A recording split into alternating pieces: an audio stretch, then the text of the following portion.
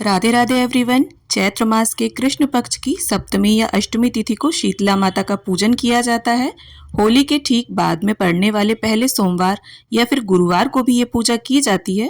स्त्रियां अपनी संतान के उत्तम स्वास्थ्य और उन्नत भविष्य के लिए माता शीतला का पूजन करके उनसे प्रार्थना करती हैं कि उनके घर में किसी भी प्रकार का रोग या दुख न आए, घर में हमेशा सुख स्वास्थ्य बना रहे। इसीलिए माता शीतला की पूजा की जाती है। और क्योंकि इसमें माता को बासी ठंडे भोजन का भोग लगाया जाता है, इसीलिए इसे बासौड़ा भी कहा जाता है। तो घर पर आप किस प्रकार सरल विधि से माता शीतला का पूजन कर सकते हैं, वो आज की इस वीडियो में मैं आपको बताने वाली हूँ। तो चलिए शुरू करते हैं। तो औषधि गुणों से युक्त आपको कोई भी एक पौधा ले लेना है। तो नीम का अगर पौधा हो आपके पास तो आप उस पर पतवारी माता को विराजमान करें। यहाँ पर मैंने आंवले का पौधा लिया है। तो ये एक पवित्र नदी का एकदम शीतल पत्थर है जिसे हम शीतला माता के स्वरूप में पूजेंगे। अगर आपके पास इस तरह का पत्थर ना हो तो आप 2, 5, 7 जो ईंटें होती हैं उन्हें अच्छे से भिगो ले रात में, उनकी गर्माहट निकल जाए। इसके बाद सुबह शीतला माता के स्वरूप में उनकी पूजा कर सकते हैं। अब इसके बाद हमें एक मिट्टी का छोटा सा घड़ा लेना है। इसको भी आप एक दिन पहले ही भिगो कर रख दें। और एक गणपति जी के स्वरूप में मैंने इस पर हल्दी से स्वास्तिक बना लिया है। और आपको जल लेना है। जल में आप मक्खन, मलाई या 2 बूंदे घी की डाल सकते हैं। और इसके बाद अब हम शीतला माता को इस शीतल जल से स्नान करा लेंगे। और देखिए मिट्टी ठंडी मानी जाती है, शीतल होती है, तो इसीलिए हमें ठंडी ठंडी चीज़ों का प्रयोग करना है। इसीलिए मैंने यहाँ पर मिट्टी के घड़े का प्रयोग किया है। और इसके साथ ही वस्त्र की भावना से यहाँ शीतला माता को मैं चुनरी समर्पित कर दूंगी।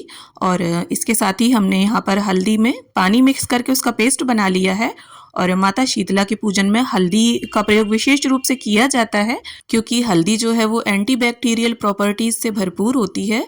और हमें रोली का प्रयोग नहीं करना है क्योंकि रोली जो है वो गर्म मानी जाती है और हमें सभी प्रकार की ठंडी ठंडी चीज़ों का ही प्रयोग करना है। अब इसके साथ ही माता को हम ठंडे और बासी भोजन का भोग लगाएंगे जो एक दिन पहले ही हम तैयार कर लेंगे। इसीलिए देखिए इसे बासौड़ा भी कहा जाता है। और माता के भोग में गुड़ के चावल और दही का विशेष महत्व है। इसके साथ ही आप शुद्ध सात्विक किसी भी तरह के पकवान का भोग लगा सकते हैं जिसमें पुए, चीले, गुलगुले, कच्ची पक्की रोटी, भीगी हुई 5 तरह की दाल या चने की दाल, बाजरा, जो भी आप अर्पित करना चाहें वो अर्पित कर सकते हैं। और इसके साथ ही पूजा में रही कमियों को संपूर्ण करने के लिए हम कुछ दक्षिणा भी अर्पित कर देंगे। इसमें से थोड़ा भोग आप अपने बच्चों और परिवार में बांट दें, बाकी का भोग आप कुम्हारन को या किसी जरूरतमंद को दान में दे सकते हैं।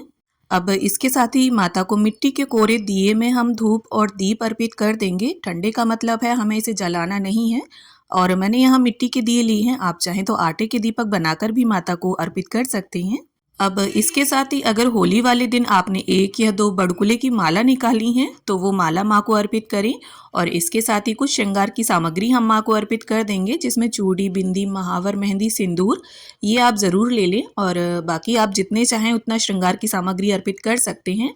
तो इस प्रकार से माता को कुछ श्रृंगार का सामान छुपा कर आप रखें। और बिंदी के पत्ते में से एक बिंदी लगा देंगे हम माँ को। तो देखिए सुबह सुबह तड़के इस पूजा को किया जाता है। सूर्योदय से पहले इस पूजा को करना बेहद शुभ रहता है। ऐसा माना जाता है कि सूर्यदेव की किरणें पृथ्वी पर पड़े उससे पहले इस पूजा को कर लेना चाहिए। और सुबह सुबह शीतल जल से स्नान कर लें, बाल नहीं धोने हैं, घर में झाड़ू पोछा भी नहीं करना है, पहले दिन ही घर की साफ सफाई आप कर लें। तो इस प्रकार से पूजा संपन्न होने के बाद हाथ जोड़कर माता से पूजा में रही कमियों के लिए क्षमा याचना कर लें और ऐसी प्रार्थना करें कि किसी भी प्रकार की मौसम में आने वाली संक्रमित बीमारी घर में किसी को ना हो, त्वचा से संबंधित कोई भी रोग किसी को ना हो। इस तरह से सभी प्रकार की बीमारियों से आप हमारे बच्चों को और परिवार को सुरक्षित रखें।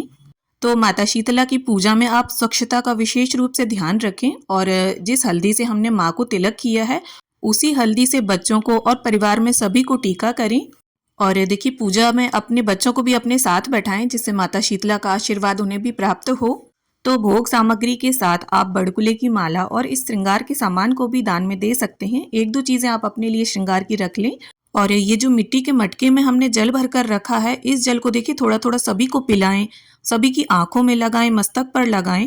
और फिर बचे हुए जल के छींटे आपको पूरे घर में देने हैं, बाथरूम में इसका छींटा नहीं देना है। तो उम्मीद करती हूँ शीतला सप्तमी अष्टमी की ये सरल सी पूजा विधि आप सभी को जरूर पसंद आएगी। वीडियो अगर अच्छी लगी हो, थोड़ी भी पसंद आई हो तो प्लीज़ वीडियो को लाइक करें, शेयर करें और चैनल को सब्सक्राइब कर लें।